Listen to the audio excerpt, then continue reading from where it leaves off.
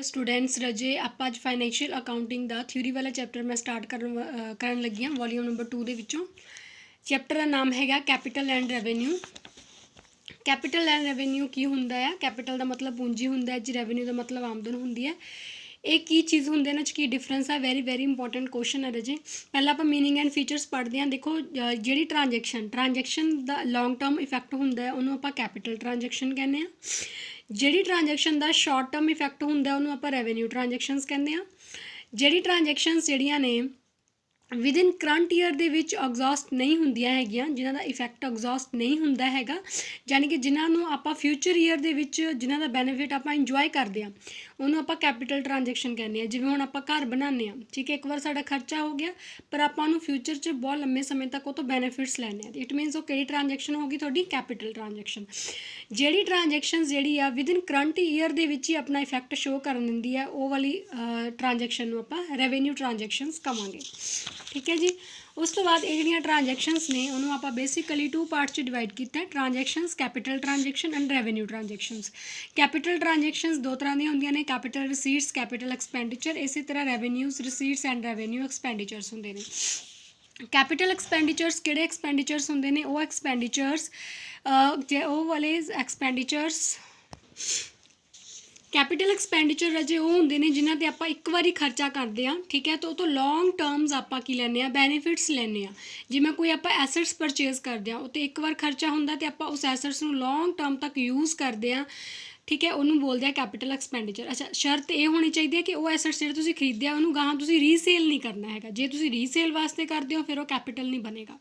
समझ आया भी? जी ट्रांजैक्शन तुसीं एक बार तो खर्चा किया गा पर तो लॉन्ग टर्म तुसीं बैनीफिट्स लै रहे हो, जो कहीं कोई एसट है पर वो एसट्स तुसीं गाहां रीसेल करने वास्ते परचेज नहीं किया है, तुसीं उस तो बैनीफिट्स लैण वास्ते उन्होंने परचेज किया गा, उन्होंने बोलते हैं कैपिटल एक्सपेंडिचर।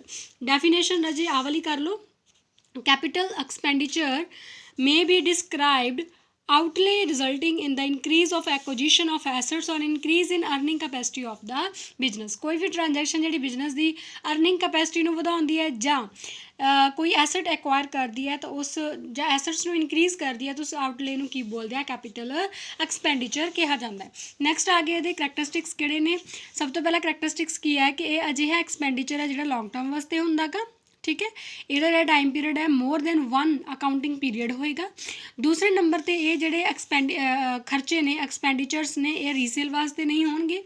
उस तो बाद ये जोड़े कैपिटल एक्सपेंडिचर है थोड़ी प्रेजेंट कंडीशन में इंप्रूव करनगे, ठीक है। उस तो बाद कैपिटल एक्सपेंडिचर जोड़े ने उन्होंने एक फिजिकल एग्जिस्टेंस होएगी, मतलब जिन्होंने तुसीं टच कर सकते हो। एक्सपेंसिस वो होंगे ने, मतलब ये वो वाले खर्चे होंगे ने जिहदे नाल तुसीं कोई भी एसट्स जोड़े ने उन्होंने यूज़ कर सकते हो, मतलब एसट परचेज करके तो लॉन्ग टर्म मतलब की लै सकते हो, बैनीफिट्स लै सकते हो। कुछ क रजे अजिहे भी एक्सपेंसिस होंगे ने जिन्होंने तुसीं जिवें बिजनेस ਨੂੰ कैरी करने वास्ते तुसीं उन्होंने इनकर करते हो, जिवें गुडविल हो गई, तुसीं देख नहीं सकते पर यदी रेपूटेशन जी रेपूटेशन है, यानी कि आप देख नहीं सकते पर तो बैनीफिट्स बहुत लैने। इसी तरह कॉपीराइट्स हो गए। मतलब कहने का मतलब कि ये सारे कैपिटल एक्सपेंडिचर ने। उस तो बाद आ गया रेवेन्यू एक्सपेंडिचर, जिहड़ियां आपां day to day business transaction करते हैं तो day to day business transaction करने वेले जिहड़े आपां जिन्ने भी सारे खर्चे करते हैं, चाहे रीसेल दे, चाहे कोई खर्चा है, कोई एक्सपेंडिचर है, ठीक है, वो वाले सारे खर्चे रेवेन्यू एक्सपेंडिचर होंगे। डेफिनेशन की गल करिए, anything which is used up in the ordinary course of tradition is revenue expense, whereas anything kept in the permanent use of business for a number of years may be regarded as fixed assets और capital expenditure. मतलब कोई भी अजिही चीज़ जी business दे विच थोड़े समय के लिए तुसीं खर्च की है तो उन्होंने रेवेन्यू एक्सपेंसिस बोलोगे। जी परमानेंट यूज वास्ते तुसीं कोई चीज़ बनाई है तो खर्च किया एक बार तो उन्होंने तुसीं कैपिटल एक्सपेंडिचर बोलोगे। उस तो बाद ये करैक्टरिस्टिक्स राजे बिल्कुल वो तो उल्ट होंगे, जे वो मतलब लॉन्ग पीरियड लिए day to day transactions meet out करने वास्ते है। यदा जो टाइम पीरियड है मोर दैन 1 ईयर तक होएगा। ये सारिया कंज्यूमेबल आइटम्स यानी कि रीसेल वाली आइटम्स सारिया इनकलूड होणगियां। फिक्सड एसेट्स नूं मेनटेन करने का जो खर्चा है वो रेवेन्यू एक्सपेंडिचर होएगा, जिवें रिपेयर वगैरह करानी है, डेप्रीशिएशन वगैरह है ना, ये रिपीटेटिव नेचर है, रिपीट होंदियां रहणगियां, ठीक है। तो ये की होएगी थोड़े बिजनेस की अर्निंग कैपेसिटी वो मेनटेन रहेगी, वो इनक्रीज़ होंदी सी, ये मेनटेन रहेगी, तो यदा नेचर जो शॉर्ट पीरियड तक हैगा। इस तो बाद रजे इन्हों का अकाउंटिंग ट्रीटमेंट आता है रेवेन्यू एंड कैपिटल का। अकाउंटिंग ट्रीटमेंट की है, कहते रेवेन्यू एक्सपेंडिचर जोड़े एक तरह का एक्सपेंस होंगे ने, इस करके इन्हों प्रॉफिट ਦੇ ਅਗੇਂਸਟ ਜਿਹੜਾ ਚਾਰਜ ਕੀਤਾ ਜਾਂਦਾ ਗਾ।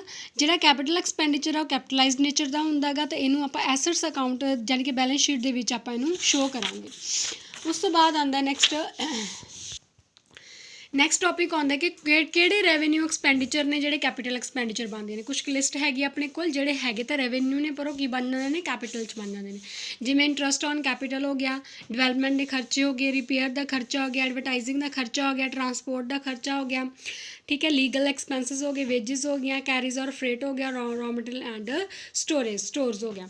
ਉਸ ਤੋਂ ਬਾਅਦ ਆ ਗਿਆ ਡੈਫਰਡ ਰੈਵਨਿਊ ਐਕਸਪੈਂਡੀਚਰ ਕਿਹੜੇ ਹੁੰਦੇ ਨੇ ਰਾਜੇ। ਅਜਿਹੇ ਰੈਵਨਿਊ ਐਕਸਪੈਂਡੀਚਰ ਹੁੰਦੇ ਨੇ ਜਿਹੜੇ ਕੁਛ ਸਮੇਂ ਦੇ ਲਈ ਕਰੰਟ ਈਅਰ 'ਚ ਪੂਰਾ ਬੈਨੀਫਿਟ ਨਹੀਂ ਦਿੰਦੇ ਹੈਗੇ। ਇਹ ਸਾਨੂੰ ਕੁਛ ਸਮੇਂ ਦੇ ਲਈ ਫਿਊਚਰ ਦੇ ਵਿੱਚ ਵੀ ਬੈਨੀਫਿਟ ਦਿੰਦੇ ਨੇ। ਕਰੰਟ ਈਅਰ 'ਚ ਕੁਛ ਸਮੇਂ ਲਈ ਦਿੰਦੇ ਆ, ਥੋੜ੍ਹੇ ਟਾਈਮ ਮਤਲਬ ਫੁੱਲੀ ਨਹੀਂ ਦਿੰਦੇ ਹੈਗੇ, ਕੁਛ ਟਾਈਮ ਪੀਰੀਅਡ ਲਈ ਦਿੰਦੇ ਆ, ਫਿਰ ਫਿਊਚਰ 'ਚ ਦਿੰਦੇ ਨੇ। ਤਾਂ ਉਹਨਾਂ ਨੂੰ ਉਹ ਵਾਲੇ ਹੋਏ ਤਾਂ ਰੈਵਨਿਊ ਐਕਸਪੈਂਡੀਚਰ ਆ ਪਰ ਉਹ ਕਿਹੜੇ ਹੁੰਦੇ ਨੇ, ਡੈਫਰਡ ਹੁੰਦੇ ਨੇ, ਠੀਕ ਹੈ।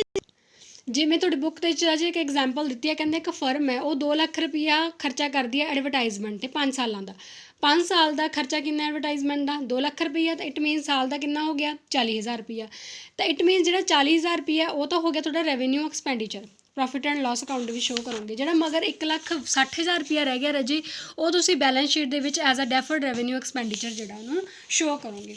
ਤੇ ਇਹਦੀਆਂ ਐਗਜ਼ਾਮਪਲਸ ਜਿਵੇਂ ਹੈਗੀਆਂ ਪ੍ਰੀਲਿਮਿਨਰੀ ਐਕਸਪੈਂਸਿਸ ਹੋ ਗਏ, brokerage on issue of share ਔਰ ਡਿਵੈਂਚਰ ਹੋ ਗਿਆ, ਅੰਡਰ ਰਾਈਟਿੰਗ ਕਮਿਸ਼ਨਸ ਹੋ ਗਏ, ਡਿਸਕਾਊਂਟ ਔਨ ਇਸ਼ੂ ਆਫ ਡਿਵੈਂਚਰਸ ਹੋ ਗਏ, ਐਕਸੈਪਸ਼ਨਸ ਹੋ ਗਏ, ਰਿਸਰਚ ਐਂਡ ਡਿਵੈਲਪਮੈਂਟ। ਮਤਲਬ ਇਹ ਸਾਰੇ ਕੀ ਨੇ, ਡੈਫਰਡ ਰੈਵਨਿਊ ਐਕਸਪੈਂਡੀਚਰਸ ਦੇ ਐਗਜ਼ਾਮਪਲਸ ਨੇ। ਨੈਕਸਟ ਟੌਪਿਕ ਤੁਸੀਂ ਕਰਨਾ ਹੈ ਕਿ capital expenditure, revenue expenditure and deferred revenue expenditure ਦੇ ਵਿੱਚ ਕੀ ਡਿਫਰੈਂਸ ਹੈਗਾ। ਬਹੁਤ ਇੰਪੋਰਟੈਂਟ ਕੁਐਸਚਨ ਹੈਗਾ ਰਾਜੇ ਤੁਹਾਡਾ ਇਹ, ਠੀਕ ਹੈ। ਜਿਸ ਤਰੀਕੇ ਨਾਲ ਆਪਾਂ ਐਕਸਪੈਂਡੀਚਰਸ ਕੀਤੇ ਨੇ ਉੱਦਾਂ ਹੁਣ ਆਪਾਂ ਰਿਸੀਟਸ ਜਾਂ ਇਨਕਮ ਕਰਾਂਗੇ, ਠੀਕ ਹੈ। ਇਹਦੇ ਵਿੱਚ ਵੀ ਆਪਾਂ ਕਲਾਸੀਫਿਕੇਸ਼ਨ ਆਫ ਰਿਸੀਟਸ ਔਰ ਇਨਕਮ ਕਰਾਂਗੇ। ਕਹਿੰਦੇ ਜਿਵੇਂ ਐਕਸਪੈਂਡੀਚਰ ਹੁੰਦੇ ਨੇ ਉਸੇ ਤਰ੍ਹਾਂ ਆਪਣੇ ਜਿਹੜੇ ਰਿਸੀਟਸ ਨੇ ਉਹਨੂੰ ਵੀ 2 ਪਾਰਟਸ 'ਚ ਡਿਵਾਈਡ ਕੀਤਾ ਹੈ, ਕੈਪੀਟਲ ਰਿਸੀਟਸ ਐਂਡ ਰੈਵਨਿਊ ਰਿਸੀਟਸ, ਠੀਕ ਹੈ ਜੀ। ਕਹਿੰਦੇ ਕੈਪੀਟਲ ਰਿਸੀਟਸ ਜਿਹੜੀਆਂ ਨੇ ਲਾਇਬਿਲਿਟੀ ਸਾਈਡਸ ਬੈਲੈਂਸ ਸ਼ੀਟ ਦੀ ਸ਼ੋਅ ਹੁੰਦੀਆਂ ਨੇ, ਬੈਲੈਂਸ ਸ਼ੀਟ ਦੀ ਲਾਇਬਿਲਿਟੀ ਸਾਈਡਸ ਆਪਾਂ ਕੈਪੀਟਲ ਰਿਸੀਟ ਸ਼ੋਅ ਕਰਦੇ ਹਾਂ। ਜਿਹੜੀਆਂ ਰੈਵਨਿਊ ਰਿਸੀਟਸ ਹੁੰਦੀਆਂ ਨੇ ਉਹ ਆਪਾਂ P&L ਦੀ ਕ੍ਰੈਡਿਟ ਸਾਈਡ ਸ਼ੋਅ ਕਰਦੇ ਹਾਂ। ਕਹਿੰਦੇ ਜਿਹੜੀਆਂ ਰਿਸੀਟਸ ਜਿਹੜੀਆਂ ਨੇ ਨੋਨ ਰੈਕਰਿੰਗ ਨੇਚਰ ਦੀਆਂ ਹੁੰਦੀਆਂ ਨੇ, ਠੀਕ ਹੈ, ਅਤੇ ਜਿਨ੍ਹਾਂ ਦਾ ਆਪਾਂ ਜਿਹੜਾ ਬੈਨੀਫਿਟ ਲੌਂਗ ਪੀਰੀਅਡ ਤੱਕ ਲੈਂਦੇ ਹਾਂ ਉਹਨੂੰ ਬੋਲਦੇ ਆ ਕੈਪੀਟਲ ਰਿਸੀਟਸ, ਠੀਕ ਹੈ ਜੀ। ਹਾਂਜੀ, ਕੈਪੀਟਲ ਇਨਕਮ ਅਤੇ ਕੈਪੀਟਲ ਰਿਸੀਟ 'ਚ ਰਾਜੇ ਇੱਕ ਡਿਫਰੈਂਸ ਹੁੰਦਾ, ਉਹਨੂੰ ਐਗਜ਼ਾਮਪਲ ਹੈ। ਦੇਖੋ ਹੁਣ ਕੈਪੀਟਲ ਇਨਕਮ ਜਿਹੜੀ ਹੈ ਉਹਦਾ ਮਤਲਬ ਹੁੰਦਾ ਹੈ ਜਦੋਂ ਤੁਸੀਂ ਕੋਈ ਫਿਕਸਡ ਐਸੈਟਸ ਨੂੰ ਸੇਲ ਕੀਤਾ ਉਹ ਤੁਹਾਨੂੰ ਪ੍ਰੋਫਿਟ ਮਿਲਿਆ ਤਾਂ ਉਹਨੂੰ ਤੁਸੀਂ ਕੈਪੀਟਲ ਇਨਕਮ ਕਹੋਗੇ, ਰਿਸੀਟਸ ਨਹੀਂ ਕਹੋਗੇ। ਫੋਰ ਐਗਜ਼ਾਮਪਲ ਹੈ ਬਿਲਡਿੰਗ ਸੀ, ਤੁਸੀਂ 60,000 ਦੀ ਪਰਚੇਜ਼ ਕੀਤੀ, 70,000 ਦਾ ਉਹਨੂੰ ਸੇਲ ਕਰ ਰਹੇ ਹੋ ਤਾਂ 10,000 ਤੁਹਾਡਾ ਕੀ ਹੋ ਗਿਆ ਸੀ, ਪ੍ਰੋਫਿਟ ਹੋਇਆ ਸੀ, ਗੇਨ ਹੋਇਆ ਸੀਗਾ, ਤਾਂ ਉਹਨੂੰ ਤੁਸੀਂ ਕੀ ਬੋਲੋਗੇ, ਕੈਪੀਟਲ ਇਨਕਮ ਬੋਲੋਗੇ, ਠੀਕ ਹੈ ਜੀ। ਉਸ ਤੋਂ ਬਾਅਦ ਆਉਂਦਾ ਰੈਵਨਿਊ ਰਿਸੀਟਸ। ਰੈਵਨਿਊ ਰਿਸੀਟਸ ਕਿਹੜੀਆਂ ਹੋਣਗੀਆਂ, ਜਿਹੜੀਆਂ ਰੈਕਰਿੰਗ ਨੇਚਰ ਦੀਆਂ ਹੋਣਗੀਆਂ ਅਤੇ ਜਿਹੜੀਆਂ ਡੇ ਟੂ ਡੇ ਐਕਸਪੈਂਸਿਸ ਨੂੰ ਮੀਟ ਓਵਰ ਕਰਨ ਤੋਂ ਬਾਅਦ ਜਿਹੜੇ ਤੁਹਾਨੂੰ ਰੈਵਨਿਊ ਪ੍ਰਾਪਤ ਹੁੰਦੀ ਹੈ, ਕੋਈ ਆਮਦਨ ਪ੍ਰਾਪਤ ਹੁੰਦੀ ਹੈ ਤਾਂ ਉਹਨੂੰ ਤੁਸੀਂ ਰੈਵਨਿਊ ਰਿਸੀਟਸ ਕਹੋਗੇ। ਜਿਵੇਂ ਮੰਨ ਲਓ ਤੁਸੀਂ ਗੁੱਡਸ ਨੂੰ ਸੇਲ ਕੀਤਾ ਜਾਂ ਇਨਵੈਸਟਮੈਂਟ 'ਤੇ ਇੰਟਰਸਟ ਆਏਗਾ ਤਾਂ ਉਹ ਤੁਹਾਡੀ ਕਿਹੜੀ ਬਣ ਜਾਏਗੀ, ਰੈਵਨਿਊ ਰਿਸੀਟਸ ਬਣ ਜਾਏਗੀ, ਠੀਕ ਹੈ ਜੀ। ਉਸ ਤੋਂ ਬਾਅਦ ਕੁਛ ਗਾਈਡਲਾਈਨਸ ਨੇ ਵੀ ਦੋਨਾਂ ਦੇ ਵਿੱਚ ਡਿਫਰੈਂਸਿਸ ਦੇ ਅਕੋਰਡਿੰਗ, ਉਹਨੂੰ ਤੁਸੀਂ ਇੱਕ ਵਾਰ ਦੇਖ ਲਿਓ ਰਾਜੇ। ਔਰ ਤੁਸੀਂ ਇਸ ਚੈਪਟਰ ਦੀ ਤੁਸੀਂ ਅਸਾਈਨਮੈਂਟਸ ਬਣਾਉਣੀ ਹੈ। ਦੇਖੋ ਹੁਣ ਕੈਪੀਟਲ ਰਿਸੀਟਸ ਔਰ ਰੈਵਨਿਊ ਰਿਸੀਟ, ਇਹਦਾ ਵੀ ਡਿਫਰੈਂਸ ਤੁਸੀਂ ਕਰਨਾ ਆ ਅਤੇ ਇਹਦੀ ਤੁਸੀਂ ਰਾਜੇ ਪ੍ਰੋਪਰ ਅਸਾਈਨਮੈਂਟ ਬਣਾਉਣੀ ਹੈ, ਠੀਕ ਹੈ। ਅਸਾਈਨਮੈਂਟ ਬਣਾਉਣ ਤੋਂ ਬਾਅਦ ਤੁਸੀਂ ਮੈਨੂੰ ਚੈੱਕ ਕਰਵਾਓਗੇ 15 ਲਾਸਟ ਹੈ, ਤੁਸੀਂ ਇਸ ਚੈਪਟਰ ਦੀ ਮੈਨੂੰ ਕੀ ਬਣਾ ਕੇ ਦੇਣੀ ਹੈ, ਅਸਾਈਨਮੈਂਟ ਬਣਾ ਕੇ ਦੇਣੀ ਹੈ। ਥੈਂਕ ਯੂ ਰਾਜੇ।